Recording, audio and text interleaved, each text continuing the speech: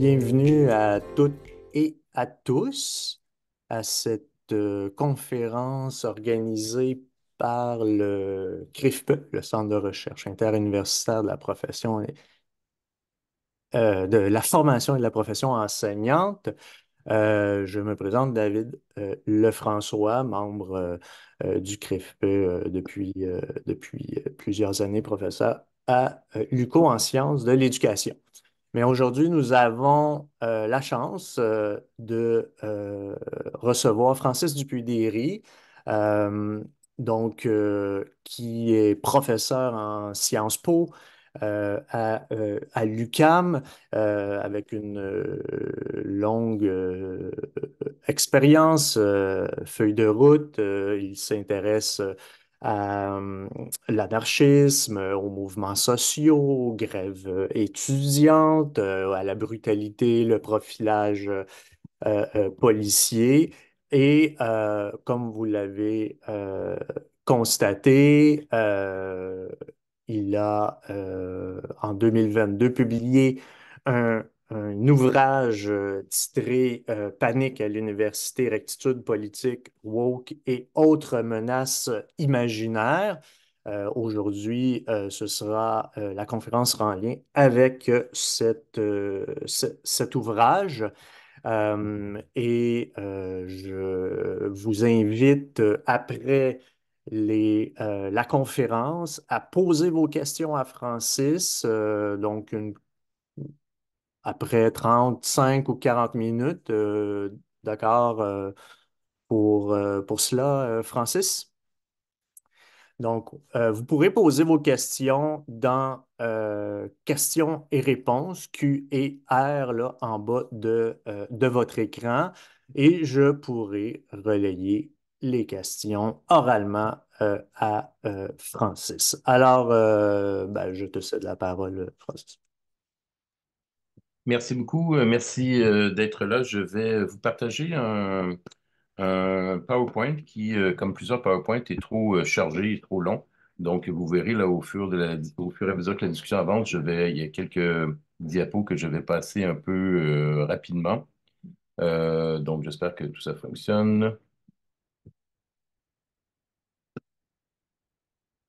Donc, déjà, on peut passer la première page.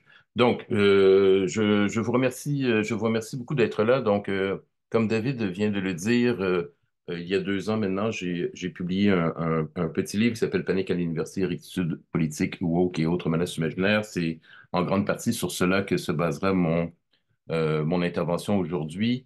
Mais il est important pour moi de vous dire vite et rapidement que je suis moi-même entré à l'Université de Montréal en sciences politiques en 85, donc pendant la guerre froide, et vers 90, donc quelques mois après la chute du mur de Berlin, on a commencé à entendre la rumeur qui venait des États-Unis et qui était porté par des traductions de livres et des entrevues avec des intellectuels, des universitaires conservateurs des États-Unis, que sur les campus américains, tout allait mal, qu'il y avait un climat de censure, un climat de totalitarisme en raison de la political correctness, donc la rectitude politique. On disait à l'époque que c'était les féministes et les antiracistes, le mouvement afro-américain, donc le Black Power, qui menait cette charge contre l'université, qui était en train de détruire les humanities, les humanités. Et après avoir détruit ça, détruisait le reste de l'université et à partir des campus, se répandait un peu partout dans la société et détruisait tout. George Bush père, par exemple, le vice-président de Ronald Reagan, qui est devenu président lui-même, avait fait référence à cette menace dans des discours de la rectitude politique. Et au début des années 2000, j'avais écrit un article dans la revue Argument à ce sujet en me basant sur des sociologues, des spécialistes de la culture américaine qui avaient étudié un peu ce qui se passait sur les campus, entre autres, qui avaient essayé de voir si la thèse que on ne fait plus lire les dead white males, hein, Platon, Aristote, Machiavel, Hobbes, Dostoïevski, Shakespeare et tout, c'était vrai. On disait qu'ils avaient été remplacés, ces livres avaient été remplacés par les livres de Frantz Fanon et de Rigoberta Menchú, une paysanne guatémaltèque. Frantz Fanon, auteur de la décolonisation. Et donc, évidemment, ces sociologues spécialistes de la culture américaine avaient constaté que c'était faux, qu'on pouvait encore lire les Dead White Male dans à peu près tous les campus américains. Et aujourd'hui, en 2024, à l'UQAM, dans notre cours de sciences politiques où j'enseigne, donc pensée politique moderne et pensée politique classique, je vous rassure, tous les auteurs qui sont à lire sont des dead white males. C'est Platon, Aristote, Machiavel, Hobbes, Locke et toute la bande. Donc, on peut dire 35 ou 40 ans après qu'on nous a annoncé qu'on ne pouvait plus les lire et qu'ils avaient été remplacés par Fanon et Rigoberto Menchú, eh bien, c'est encore eux qu'on lit.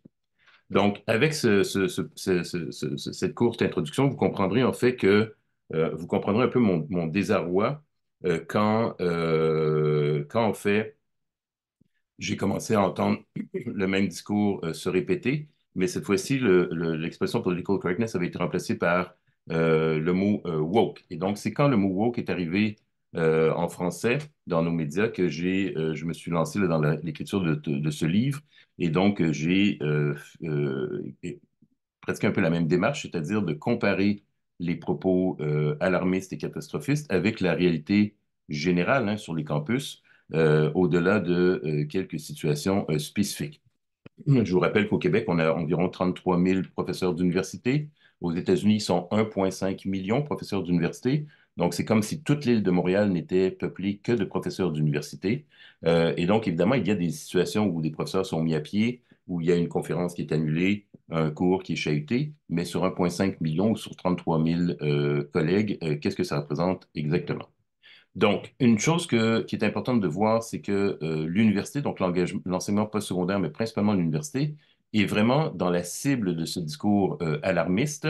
Là, je vous donne quelques exemples, mais c'est vraiment systématique, c'est-à-dire que ce soit des universitaires comme Robert Leroux, qui est décédé il y a quelques mois, un sociologue de l'Université de Montréal, qui depuis au moins 20 ou 30 ans disait que les jeunes hommes blancs ne pouvaient plus être embauchés à l'université. Il dit les woke jubilent, ils ont réussi à détruire l'université, ils pratiquent le terrorisme intellectuel, le jeune chercheur blanc n'a plus sa place à l'université. Donc ça, c'est un universitaire qui dit ça. Éric Zemmour, donc, qui a été candidat à la présidence en France, à la tête de son parti Reconquête, parlait aussi des universités. Il dit, je combattrai l'idéologie woke et décoloniale à l'université. Je ne laisserai pas l'université être gangrénée par cette idéologie. Et il fait référence aux plus grandes universités américaines où on mènerait une guerre d'extermination de l'homme blanc hétérosexuel. Donc, ce n'est pas rien. Donald Trump, qui n'a pas besoin de présentation, parlait aussi là, de l'éducation supérieure. Il disait qu'elle formait les étudiants aux États-Unis en communistes, en terroristes, et elle propage le wokisme et le djihadisme. Je pourrais là, continuer comme ça très longuement. J'attire aussi votre attention sur les termes utilisés pour parler de tout cela. Ce sont des hyperboles, en fait des exagérations totalement, en fait en réalité absurdes et même on pourrait dire scandaleuses hein, d'un point de vue de l'histoire et de la mémoire de millions de victimes, parce qu'on parle de néo-maoïsme, on parle de lynchage, on parle de croisade, on parle de nettoyage ethnique. On parle de révolution culturelle à la chinoise, on parle de tribunal populaire et on parle, par exemple, on dirait par exemple la révolution racialiste, donc les woke, basculent maintenant dans la terreur après 1793 en France, 1917 en Russie, 1966 en Chine. La tentation totalitaire ressurgit aujourd'hui. Donc, on fait vraiment référence aux pires violences politiques, ou parmi les pires violences politiques du 20e siècle, entre autres, qui ont été marquées par des millions de morts, et y compris, en fait, si on pense à la révolution culturelle chinoise, réellement à une attaque contre l'enseignement universitaire et contre les professeurs d'université qui étaient démis de leurs fonctions et qui étaient envoyés dans les champs pour travailler manuellement.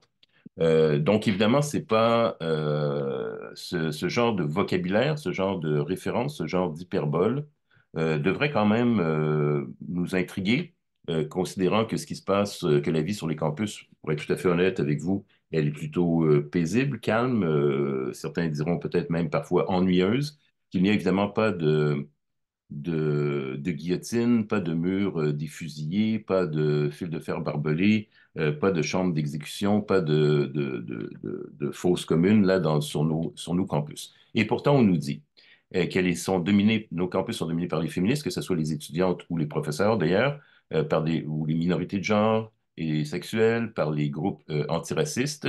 En France, on aime ajouter que les féministes sont intersectionnelles et décoloniales pour faire encore plus peur qu'elle pratique une logique totalitaire, c'est-à-dire une pensée unique, homogène, pas de réflexion, simplement d'idéologie, que ce totalitarisme se produit dans les universités aux États-Unis, mais il se répand ailleurs, Donc, on est exactement dans le même phénomène que les années 80-90, que c'est une menace pour la civilisation elle-même. Et donc, on doit appeler les politiciens à la résistance et les chroniqueurs eux-mêmes, les polémistes, se présentent comme des résistants. J'ai utilisé un cadre d'analyse, disons, qui est souvent mal compris. C'est la notion de panique morale. Je la présente ici très rapidement. C'était le sociologue d'origine sud-africaine, juif aussi, Stanley Cohen, qui l'avait proposé en étudiant dans sa thèse, en fait, des polémiques dans les médias anglais, dans la presse anglaise, au début des années 60. Il y avait de réelles bagarres entre deux groupes de jeunes de la contre-culture de l'époque, les rockers qui se promenaient en moto et avec des vestes de cuir, et les mods qui se promenaient en mobilette et habillés de manière plus urbaine, disons, et qui écoutaient Yes, le rock progressiste, alors que des groupes comme Yes, alors que les rockers écoutaient le bon vieux rock. Et donc, il y a eu de réelles bagarres, des fois 50, 100 rockers contre 50 ou 100 mods, dans des stations balnéaires, donc dans des villages sur le bord des plages en Angleterre.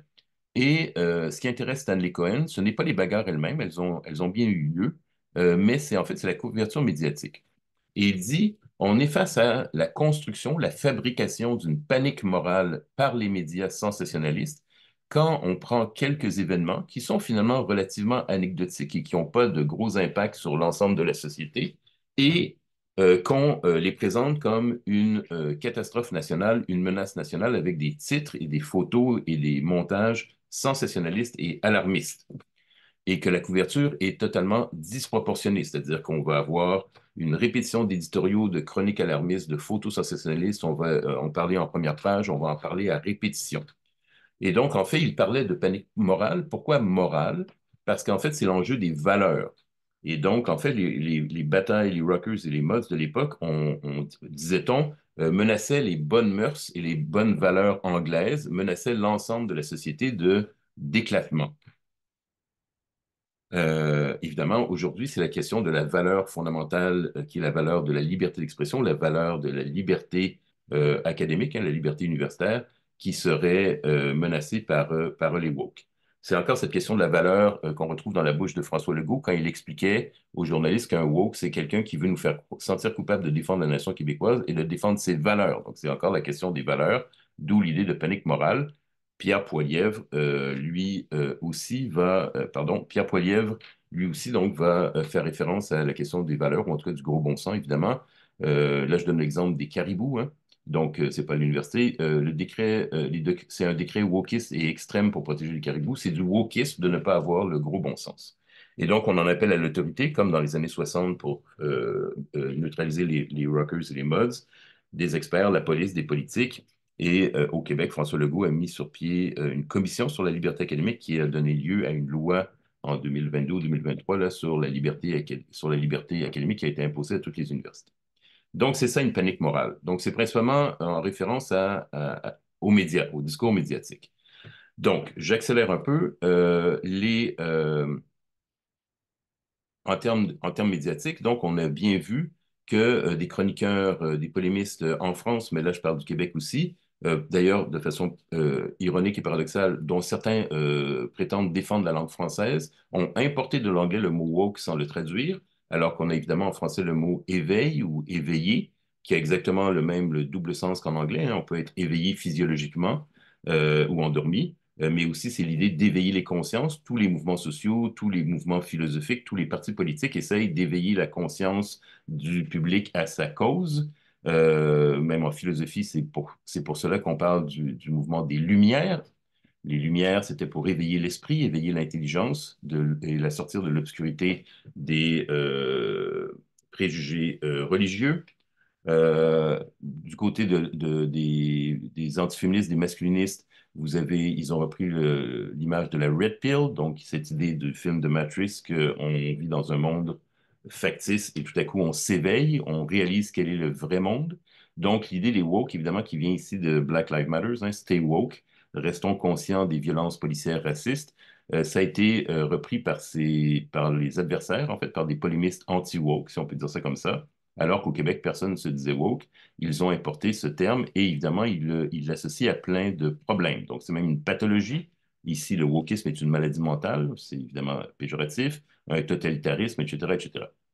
Et donc, ça relève d'une logique d'une attaque sur les bonnes valeurs, des us et coutumes locales, et donc d'où l'idée de panique morale. Le mot woke, il s'est répandu comme une traînée de poudre grâce en grande partie au Journal de Montréal. Raphaël Canet et Léo Palardy, là, dans la revue Possible, ont publié une analyse des occurrences du mot woke, l'invention des woke par les nationalistes conservateurs. Vous pouvez trouver ce texte en ligne gratuitement, en accès libre, et elle y montre que, en fait, c'est dans le Journal de Montréal et dans le Journal de Québec qu'on a 70% des occurrences du mot woke. Donc, c'est vraiment... Et dans ces médias, ces 5 chroniqueurs et polémistes, Richard Martineau, Denise Bombardier, qui est décédé maintenant, Mathieu Bocoté, Joseph Facal et Sophie Durocher, qui sont responsables pour 45% des occurrences du corpus. Donc, à eux 5, ils ont vraiment eu une grosse influence, y compris dans les titres. Hein. Je vous donne ici des exemples de titres dans le Journal de Montréal et le Journal de Québec. Je vous rappelle que ces mêmes auteurs, après ça, reprennent la parole sur Cube Radio et maintenant sur Cube Télé. Donc, ils ont plusieurs tribunes. Et puis, il y a d'autres titres là que j'ai pas, dont j'ai pas les images, mais c'est vraiment un déferlement, un peu comme ce que Stanley Cohen avait constaté dans la presse à sensation au sujet des batailles de Rockers et de Mods. Vous avez aussi des livres, plusieurs livres sur les woke, la question de la liberté d'expression et la liberté universitaire, dont un de Robert Leroux, deux de Mathieu Bocoté et d'autres. Et évidemment, tout ça circule à partir des États-Unis. Donc ça, c'est quelques exemples de livres anti-woke aux États-Unis publiés dans les dernières années. J'attire votre attention là en bas à droite sur Woke Jesus et Jesus Ain't Woke. Donc évidemment, il y a les enjeux là de contrôle ou d'hégémonie au niveau des groupes religieux aux États-Unis qui sont évidemment très importants. Et donc, qu'est-ce qu'on fait avec ça quand on le compare à la réalité des campus? Là, je vais aller trop rapidement, j'en suis désolé. Mais premièrement, on nous dit que c'est un nouveau problème. Alors, vous aurez compris avec mon introduction que pour moi, ce n'est pas un nouveau problème, c'est-à-dire c'est une répétition presque à l'identique d'un discours qu'on a entendu il y a une trentaine d'années, donc une bonne génération et plus, et qui était faux à l'époque et qui est selon moi encore faux aujourd'hui. Même si, évidemment, dans les années 60, 70, 80, il y a eu des féministes et il y a eu des éléments du Black Power qui sont rentrés sur les campus américains, qui ont revendiqué parfois d'ailleurs bruyamment. Il y a même eu des occupations de campus, entre autres par des militants, militantes du Black Power. Ça a fait beaucoup de bruit à l'époque, mais en fait, la grande majorité, presque l'ensemble des campus américains, n'étaient pas touchés. Ils n'étaient pas du tout en train de détruire les campus. Ils étaient en train, en fait, de revendiquer, par exemple, des cours sur l'histoire afro-américaine ou des ressources pour la communauté étudiante afro-américaine ou des cours en études féministes qu'il n'y avait à peu près pas dans les années 60-70. Deuxièmement, évidemment, il ne faut pas oublier, mais là, je n'ai pas le temps de passer sur les détails, que les campus universitaires, même s'ils sont généralement très paisibles, très calmes, sont aussi, paradoxalement ou en même temps, le lieu où il y a des conflits politiques. C'est vrai en Occident, c'est vrai en Amérique du Nord, en Europe, c'est vrai en Afrique du Nord, c'est vrai en Amérique latine.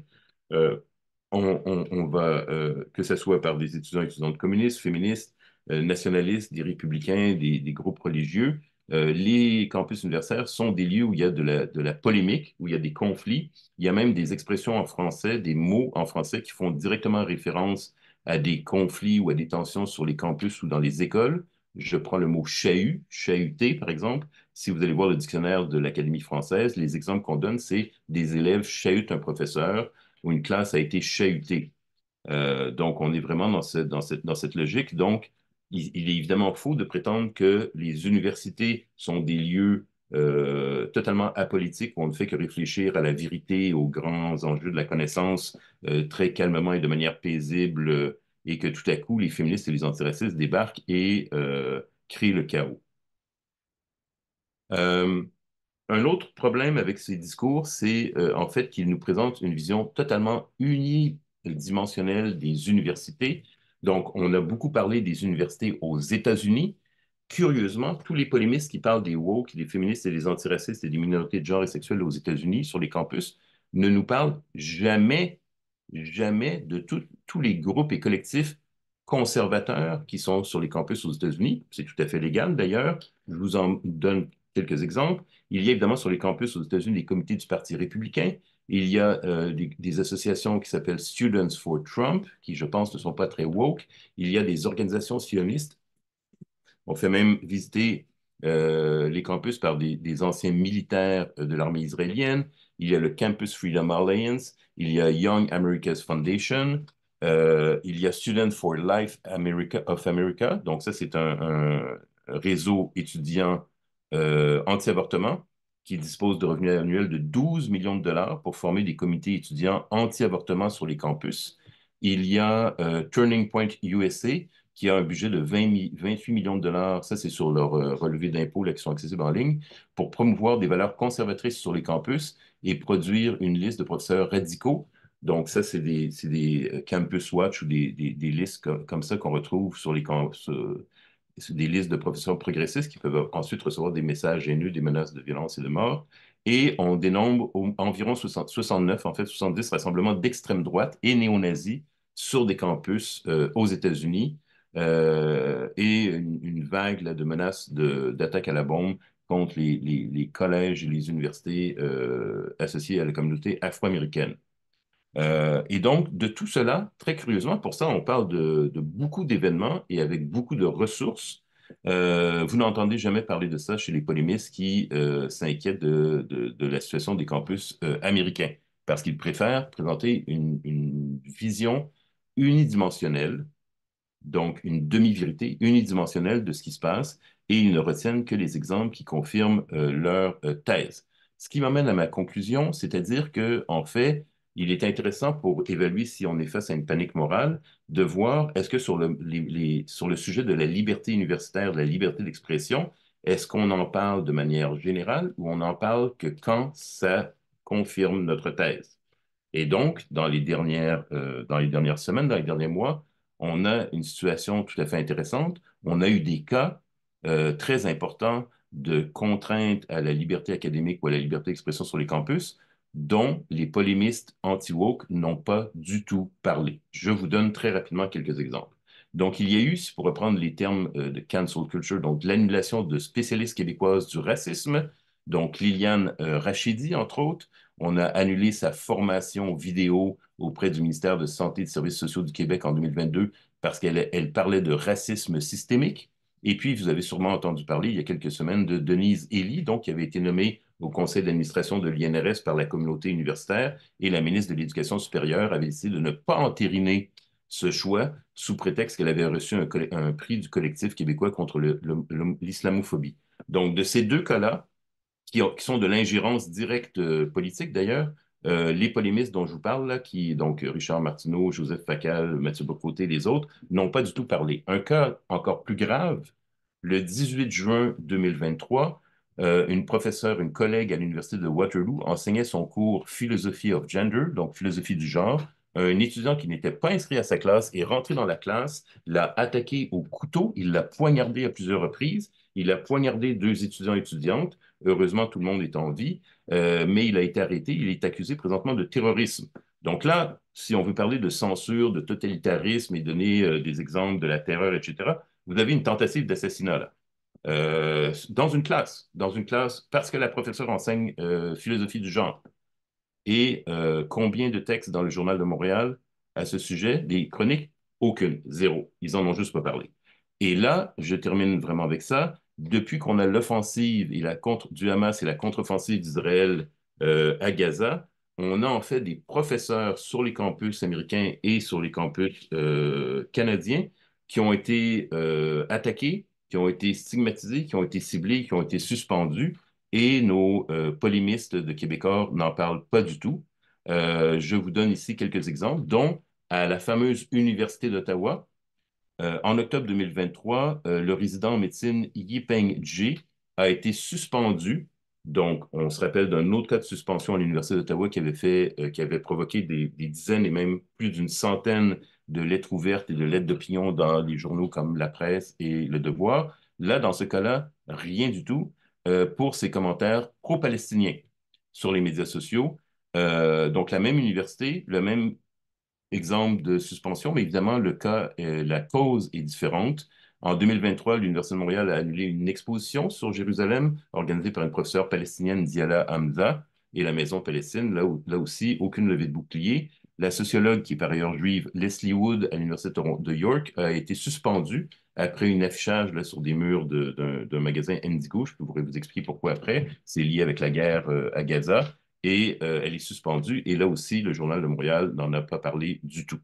Donc, on se retrouve avec d'un côté une panique morale au sujet des fameux woke, c'est en réalité des discours anti-féministes et anti-antiracistes, puisque ceux qui sont toujours attaqués ou toujours présentés comme une menace, ce sont toujours les féministes et les antiracistes ou les minorités de genre ou sexuelles.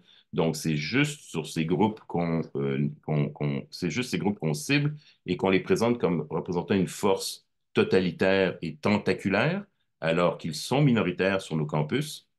Ils sont minoritaires aussi sur les campus américains d'ailleurs. On joue d'hyperbole pour exagérer la menace, mais on garde le silence et on ne dit rien sur quand c'est...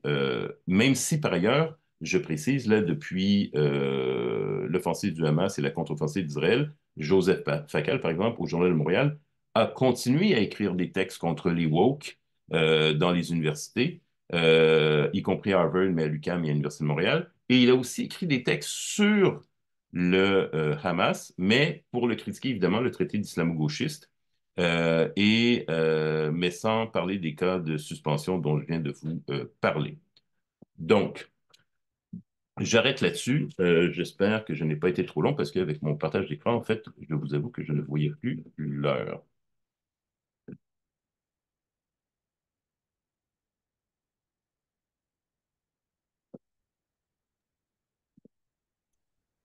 Est-ce que vous m'avez entendu?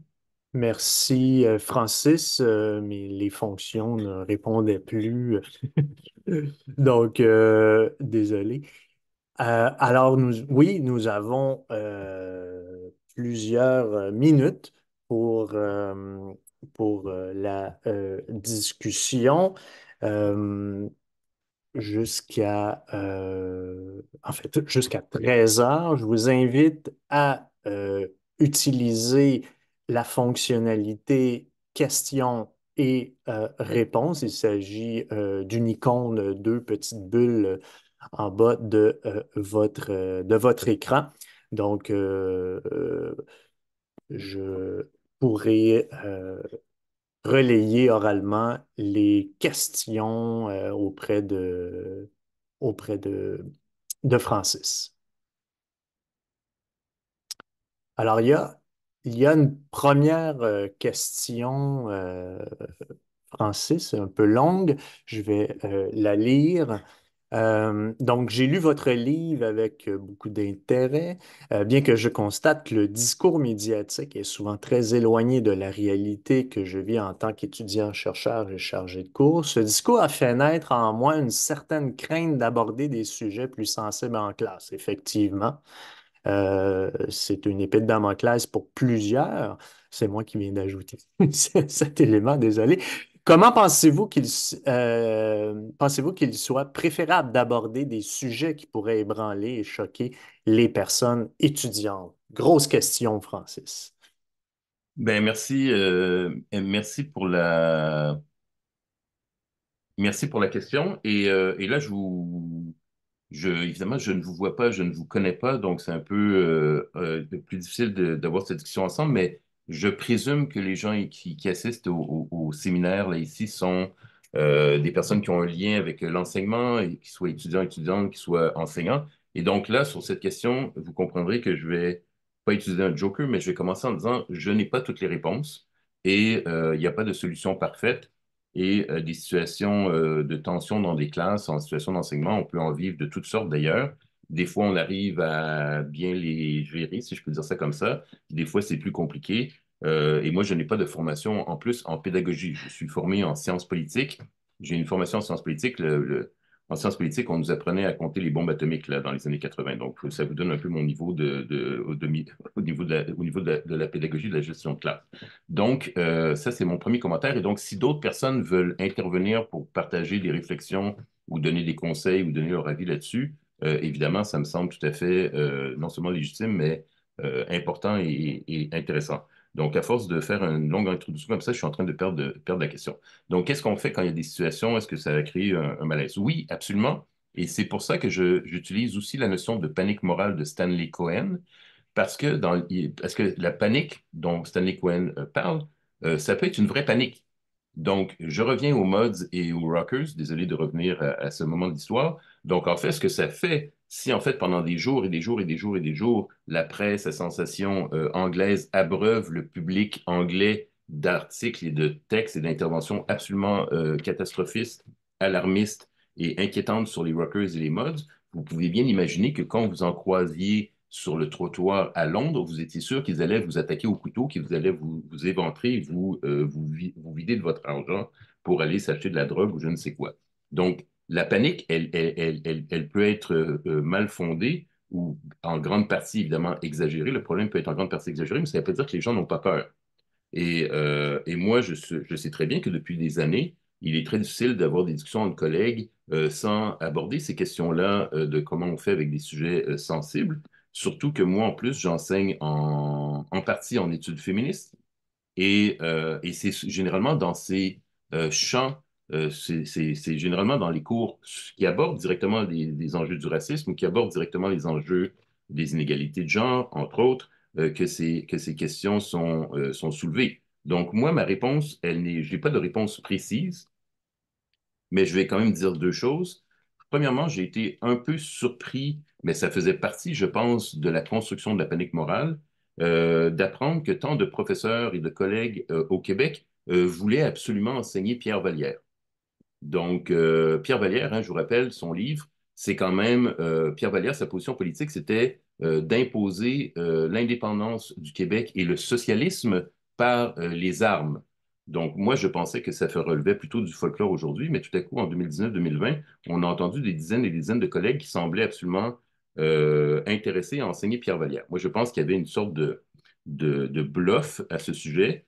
Je pense que beaucoup de collègues, en fait, qui se sentaient inquiets ou inquiétés n'abordent pas ces questions en classe, ne discutent pas de ces questions en classe. Et moi, ce que je sais, c'est que plusieurs collègues qui étaient inquiets ont profité de ces débats, de ces polémiques, de cette situation pour se former, en fait. Moi, je sais que j'ai beaucoup lu sur le racisme et l'antiracisme parce que je n'ai pas de formation académique là-dessus. J'ai commandé des livres et j'ai lu des livres et des articles sur l'histoire afro-américaine, sur l'histoire afro-canadienne. Je suis un peu plus formé en études féministes, mais vous voyez, en fait, j'ai beaucoup de collègues qui, plutôt que de céder à la peur, ont profité de l'occasion pour s'éduquer et s'instruire. Et j'imagine qu'à partir de là, ça rend les discussions en classe aussi plus fluides et plus informées. Je ne sais pas si ça répond à la question. Je suis désolé si ça n'y répond pas. En fait, je sais que ça n'y répond pas parfaitement. Merci Francis. Il y a aussi plusieurs ouvrages plus pédagogiques sur l'utilisation, l'usage hein, des questions controversées, des questions sensibles en classe. Mais ça déborde bien sûr le cadre de la conférence aujourd'hui. Un deuxième commentaire en fait pour te féliciter. Excuse-moi, je te tutoie parce qu'on se connaît bien. Donc pour ta rigueur, pour ton humour, donc c'est agréable de t'entendre. Une question de Martin Peters et Catherine Derry, je pense que tu les connais bien. Comment définis-tu ou définirais-tu le wokisme et son impact sur le domaine de l'éducation? Oui, ben en fait, comme j'ai dit, là, ce qu'on appelle le wokisme, c'est un terme, c'est une étiquette, c'est un label qui a été importé ici et donc vers 2019, 20, 21. Et donc, à ce moment-là, il n'y a absolument aucun personne, ni professeur, ni militant, militante, qui se disait woke, là. C'était pas un terme qui était utilisé. Donc, le mot, il est utilisé par les adversaires, si je peux dire, par les polémistes pour stigmatiser un certain regroupement d'individus qui sont soit dans des réseaux militants hors campus, soit qui sont sur les campus. Et donc, c'est généralement les féministes, les antiracistes, les spécialistes ou les militantes minorités de genre et sexuelles, Ça peut être les Autochtones et dans certains cas, ça peut être aussi même le mouvement de la jeunesse pour le climat parce que les polémistes dont je vous parle, Joseph Facal, Mathieu Bocoté, mais dans le Devoir, Christian Rioux et d'autres, sont obsédés aussi par le mouvement pour le climat. D'ailleurs, c'est assez paradoxal. Ils reprochent aux féministes et aux antiracistes là, à l'université de fonder, de, de faire de la propagande plutôt que de l'éducation et d'utiliser de l'idéologie plutôt que de la science. Mais quand c'est le mouvement de la jeunesse pour le climat, ils disent, ah, c'est une religion, Greta Thunberg, c'est une prophétesse qui endoctrine les jeunes, alors que là, il me semble que c'est quand même fondé sur la science, même pas les sciences humaines et sociales, mais les sciences dures. Bref. Mais donc, ces polémistes englobent tout ce monde-là. Moi, ma compréhension, pour les sciences humaines et sociales, je dirais aussi pour ce qu'on va appeler les humanités, les arts et lettres, et je me permettrais de dire, même si je ne suis pas spécialiste, mais en tout cas de supposer que c'est aussi peut-être le cas en sciences de l'éducation. Euh, Moi, ma compréhension, c'est que ce qu'on appelle le féminisme ou les études féministes ou les études sur le genre, et les études sur le racisme, entre autres. Et donc, avec ça, on inclut le colonialisme et l'histoire autochtone au Canada et au Québec. Ma compréhension, c'est qu'en fait, non seulement ça ne brime pas la liberté d'expression et ça ne brime pas la liberté académique de l'enseignement et de la recherche, mais en réalité, ça a provoqué un très important et salutaire élargissement de la liberté d'enseigner et de la liberté de faire de la recherche. Je reviens aux années 80 où moi, je suis rentré à l'université en sciences politiques. Il n'y avait dans les départements de sciences politiques au Québec, les départements francophones de sciences politiques au Québec, il n'y avait aucun, zéro spécialiste des politiques autochtones. Il n'y en avait pas. C'était avant ce qu'on appelle la crise d'octobre, la crise d'Oka, pardon. Euh, et donc, on pouvait obtenir un baccalauréat en sciences politiques, donc avoir les 30 cours, les 90 crédits, sans avoir de séance sur politique autochtone. Il y avait pas il y avait un cours optionnel sur famille politique. Évidemment, il y en avait en anthropologie, là, il pouvait y en avoir dans d'autres domaines, mais donc, si vous me suivez, on comprend que le développement de ces champs ou de ces sous-champs, de ces sujets, a entraîné en fait un élargissement de la liberté au niveau de l'enseignement et au niveau de la recherche sur ces questions-là qui sont bien souvent transversales là, dans nos disciplines. Et on devrait s'en réjouir. On devrait s'en réjouir. Alors, une autre question. A-t-on des données sur l'orientation politique des membres de la communauté universitaire au sens large, je suppose au Québec ou ailleurs, euh, pour mettre cela en perspective avec les constats présentés durant ta présentation? Oui, c'est une très bonne question. Je n'ai pas ces données-là pour le Canada et le Québec. J'avoue que là, on me pose une colle, doit probablement se trouver. Je sais qu'aux États-Unis, ça a beaucoup circulé. Euh, je pense, et là, c'est de mémoire, je pense qu'aux États-Unis, c'est à peu près 80% du corps enseignant au niveau universitaire est plutôt démocrate que républicain. Donc, je ne sais pas si ça répond à la question. Au Québec, comme je dis, là, j'ai pas vu de sondage, mais j'avoue que j'ai pas cherché spécifiquement Est-ce qu'on a des sondages sur les professeurs d'université? Est-ce qu'ils votent pour quel parti politique, par exemple, au fédéral ou au provincial? Je ne saurais pas. Si on se fie aux États-Unis, on pourrait dire qu'on probablement que les professeurs d'université sont dans l'enseignement plus sociodémocrate, disons, que conservateur, mais j'ai pas de chiffres précis là-dessus. Crois-tu, Francis, que la réponse des politiques face à cette panique morale au Québec se trouve notamment dans les dernières décisions concernant le financement de la recherche, comme les chaires sur le Québec? On pourrait parler aussi au primaire secondaire là, du programme CCQ. Ben, en fait, moi, ma compréhension de l'utilisation par les politiques de cette polémique sur les woke, donc j'ai mentionné Éric Zemmour, mais en fait, il y a d'autres politiciens en France, y compris le président Emmanuel Macron et son ancien ministre de l'Éducation supérieure, Jean-Michel Blanquer. Aux États-Unis, vous avez Trump, donc, mais il y a plusieurs politiciens républicains qui jouent la carte woke. vous avez Poilievre, vous avez... Donc, moi, ma compréhension, c'est en fait, c'est des points bonus gratuits dans des débats électoraux, dans des débats politiques.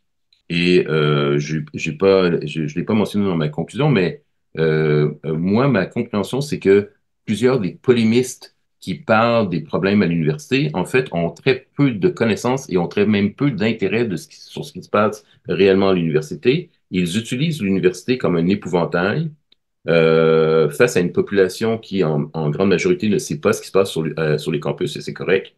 Et on utilise l'université, en fait, comme un épouvantail, sans vraiment, simplement pour marquer des points, pour participer à des débats politiques et pour faire bouger les lignes politiques, les lignes de force là, politiques au niveau électoral, dans les organisations politiques, dans les institutions, et j'aurais tendance à dire même dans nos familles.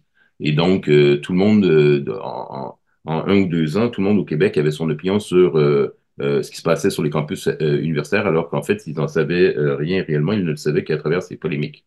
Et évidemment, à l'université et au cégep, on a bien d'autres problèmes à gérer. Il y a des problèmes réels, il y a des problèmes au niveau de l'enseignement, il y a des problèmes au niveau de la recherche, il y a des problèmes au niveau du personnel de soutien. Il y a des problèmes au niveau de l'accès des étudiants, entre autres des étudiants venant d'étrangers, etc. Donc, on a plein d'autres enjeux à discuter qui pourraient être des sujets sérieux de préoccupation au niveau de la capacité à mener notre enseignement, à mener notre recherche, à ce que les collègues soient peut-être plus égaux entre nous au niveau de la distribution des ressources. Et tout ça, c'est peu discuté. Pour ce qui est évidemment de la CAQ, là, donc du gouvernement Legault lui-même, ben en fait, c'est très gênant parce que les deux cas que je vous ai mentionnés, de Denise Ellis et de Liliane, qui ont été finalement la cible, en fait, de décisions négatives politiques, ben là, en fait, c'est la CAQ elle-même qui se présentait qui a présenté une loi, qui a imposé une loi, en fait, sur la liberté académique et qui pourtant, elle-même, c'est complètement paradoxal et absurde, elle-même n'hésite pas, en fait, à attaquer directement la liberté universitaire quand ça ne fait pas son affaire sur des enjeux comme le racisme systémique. Donc, on voit bien euh, qu'ils ont une position paradoxale là, qui relève plus de calcul politique que d'une vision d'ensemble. Merci, Francis. Une autre question quand les personnes s'identifient, je les nomme, Vincent Baucher. Donc, dans un séminaire hier au sujet de la liberté, la loi sur la liberté académique, on a fait le constat que les incidents majeurs semblent assez peu nombreux sur les campus.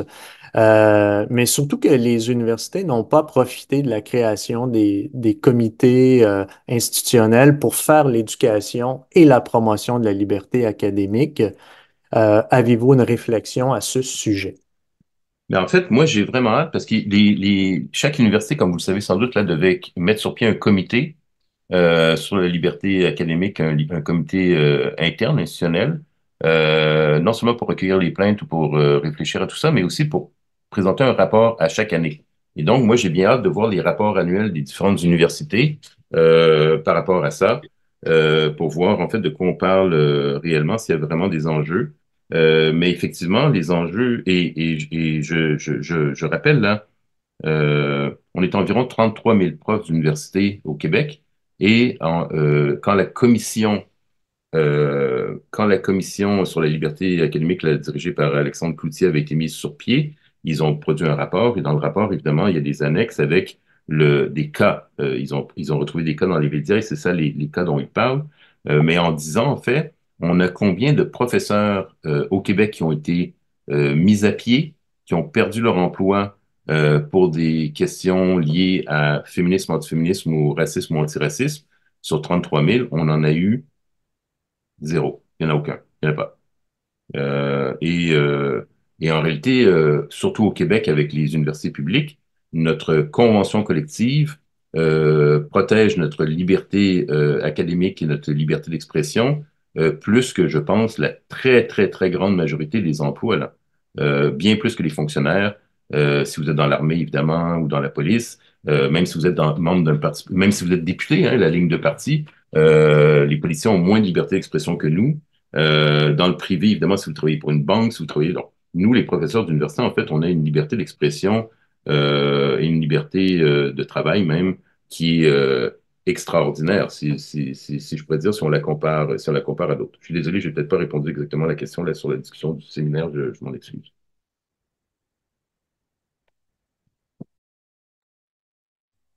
Toujours, ben, il y a plusieurs questions encore. Il nous reste 9 minutes, donc prenons le temps. Euh, donc, une enseignante de l'université de Tunis euh, se demande si les enseignants s'imposent de plus en plus une certaine autocensure et qu'ils sont moins libres. Sont-ils moins libres que leur aîné des années 1968? Hein, on a ce mythe en tête où on osait déclarer plus franchement ses engagements et ses choix idéologiques. Ben, pour la Tunisie, je saurais vraiment pas dire, j'en suis désolé.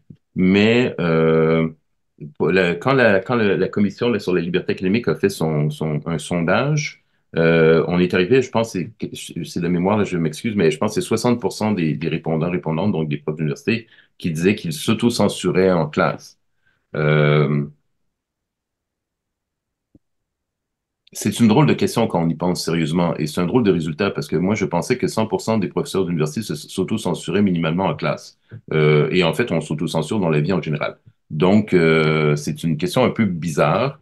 Moi, je ne dis pas tout ce qui me passe par la tête en classe. Je ne dis pas toujours mon point de vue, déjà, sur certaines questions qu'on aborde. C'est pas ça l'objectif de la classe de toute façon. Il y a des sujets personnel, entre autres, que j'aborde pas en classe.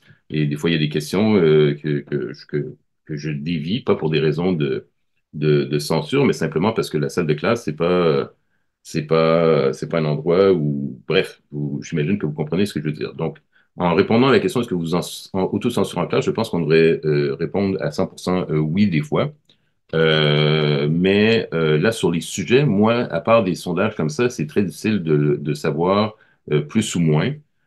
Ici au Québec, on a eu des débats et des polémiques au sujet de l'usage de mots à connotation raciale, entre autres, qui ont été utilisés. Là, il y a eu des débats, est-ce que ça a été utilisé dans quel sens, démonstratif, explicatif, comment on l'utilise, est-ce qu'on peut l'utiliser, etc.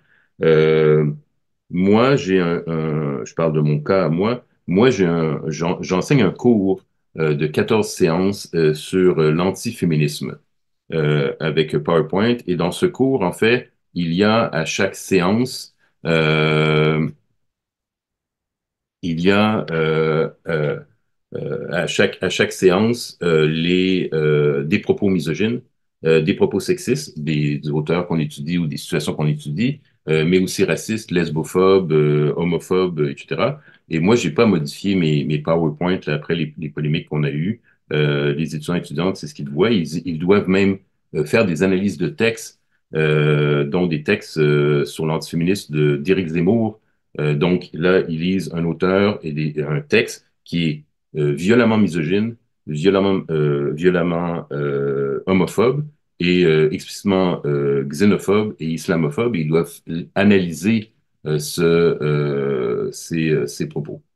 Donc, je ne sais pas si ça répond à la question, mais c'est ce que j'aurais à dire.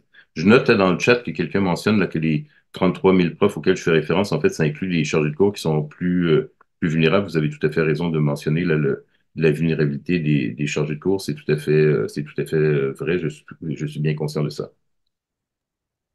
Alors, je continue euh, avec une intervention d'Annick Meunier, une collègue de l'UQAM. Donc, merci Francis pour cette présentation. Le Journal de Montréal a été analysé. Qu'en est-il des autres médias écrits, la presse, Le Devoir, Le Soleil, etc.? Le droit. La panique morale comme cadre d'analyse est intéressant, n'est-ce pas? Cette panique morale qui engage le durcissement de la pensée politique vers des positions d'extrême droite. Alors, dans le texte d'analyse là, des occurrences de Raphaël et de Léo que je vous ai montré, ils ont analysé les autres journaux par rapport au mot woke spécifiquement là, mais c'est vraiment les journaux de Québécois qui sont les plus influents. Cela dit, sur les enjeux, sur les polémiques par rapport à l'université, mais aussi à certains événements culturels devant lesquels il y a eu des représentations théâtrales, devant lesquelles il y a eu des manifestations, par exemple, euh, Le Devoir, le journal Le Devoir, est évidemment une plateforme extrêmement importante pour relayer ces polémiques et ces débats.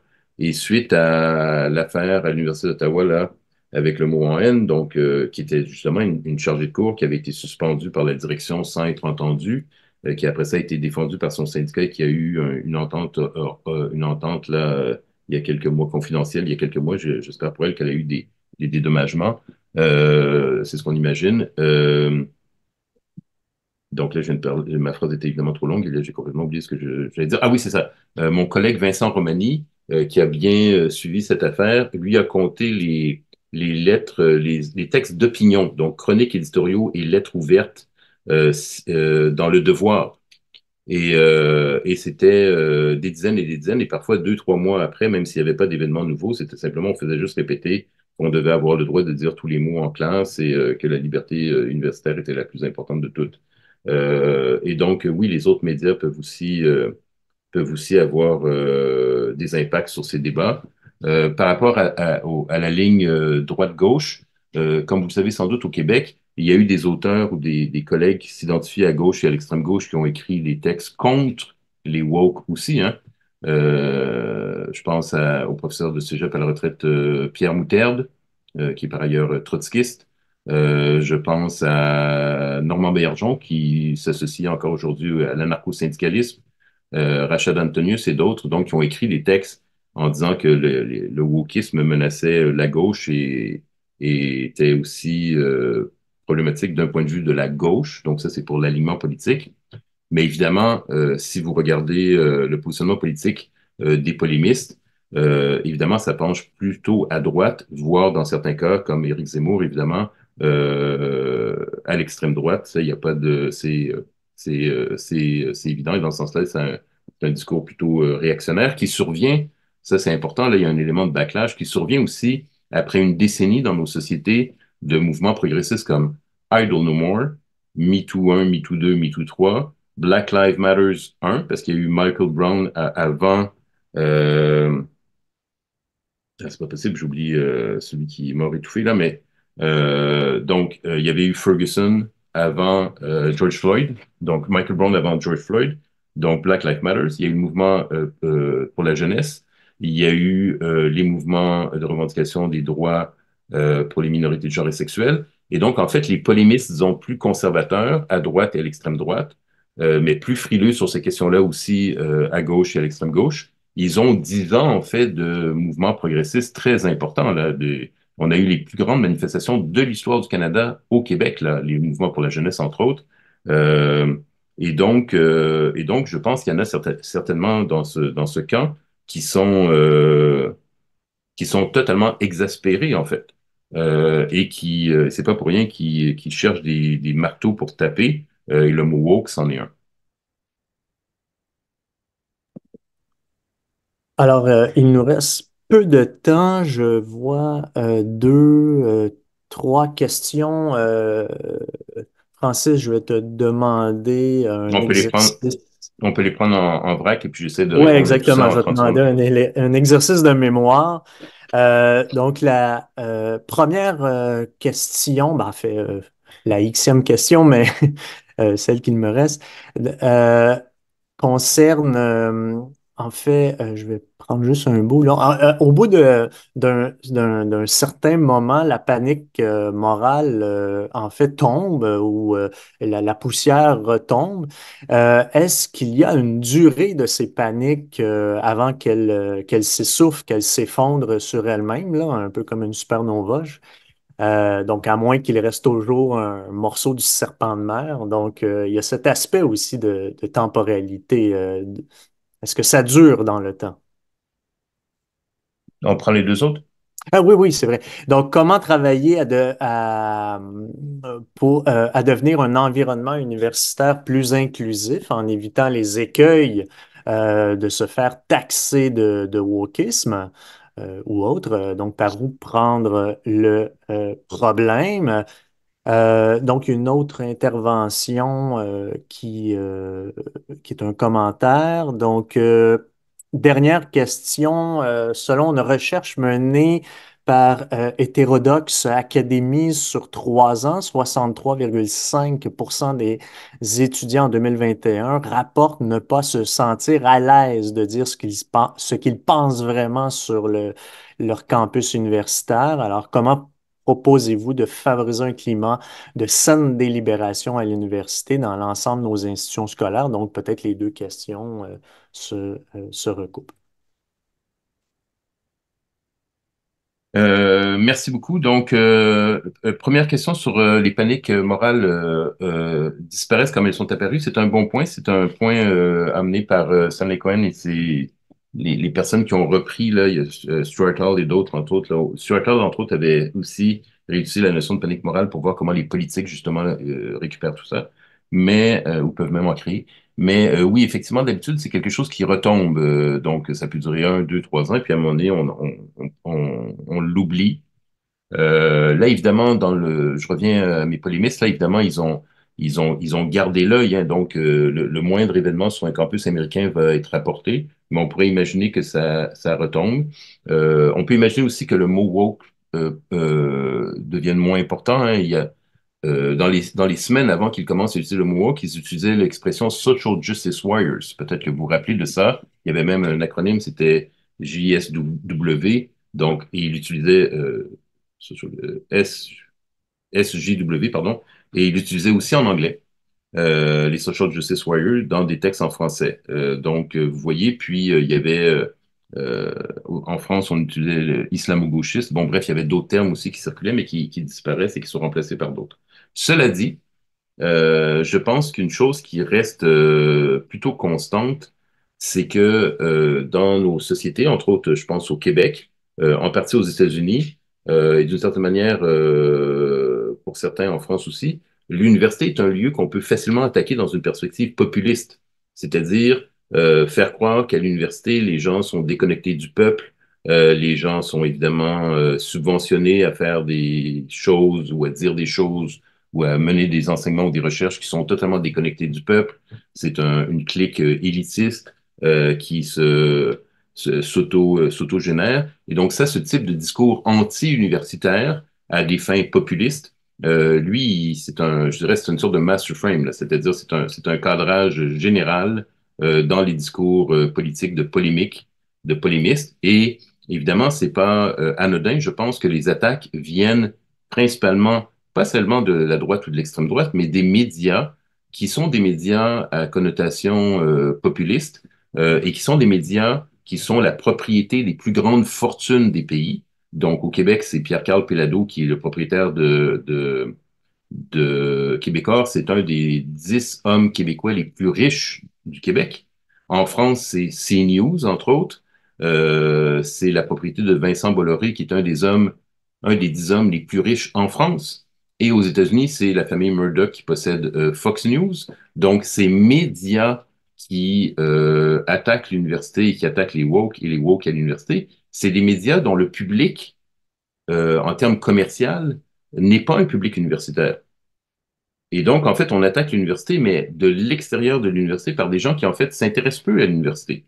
Et donc c'est pour ça que je pense que oui, une panique morale peut décliner comme ça, mais cette méfiance, cette critique de l'université, elle fait partie d'un répertoire rhétorique, là, au niveau polémique, de ce qu'on pourrait appeler, disons, de façon très générale, là, les populistes. Terminé, vous me posez évidemment la question à laquelle je ne saurais pas trop répondre de manière précise, là, comment on crée un environnement inclusif et comment on fait que nos étudiants et étudiantes soient à l'aise d'intervenir.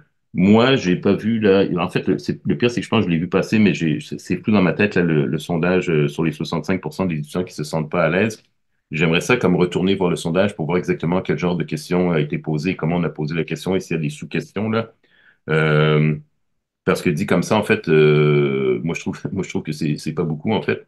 Il me semble qu'il devrait y avoir plus de personnes, étudiants et étudiantes qui se sentent pas à l'aise. Les étudiants et étudiantes se sentent... Évidemment, j'imagine que là, c'est sur leurs opinions peut-être politiques plutôt. Mais moi, je pense que les étudiants et étudiantes, en général, se sentent pas à l'aise d'intervenir, indépendamment du sujet d'ailleurs. Et même au cycle supérieur, on peut avoir des personnes dans des séminaires qui sont très mal à l'aise d'intervenir.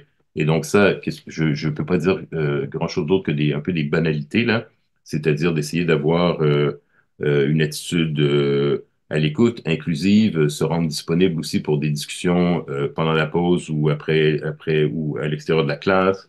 Euh, Moi, je communique beaucoup par courriel aussi, avant et après les cours, pour rappeler des choses, me montrer disponible, dire qu'on peut m'écrire aussi. Donc ça fait des communications plus directes.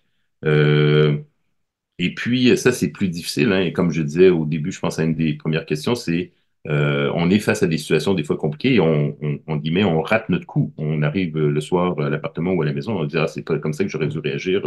Ça a eu un effet contraire à ce que je voulais. Mais des fois, il faut malheureusement aussi recadrer les étudiants et étudiantes. Je pense qu'ils disent des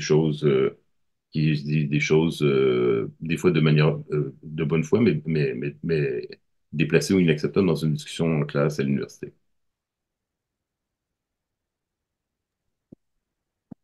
Merci beaucoup, Francis. Merci à toutes et à tous de votre participation en grand nombre, là, plus de 40 participants. Donc, euh,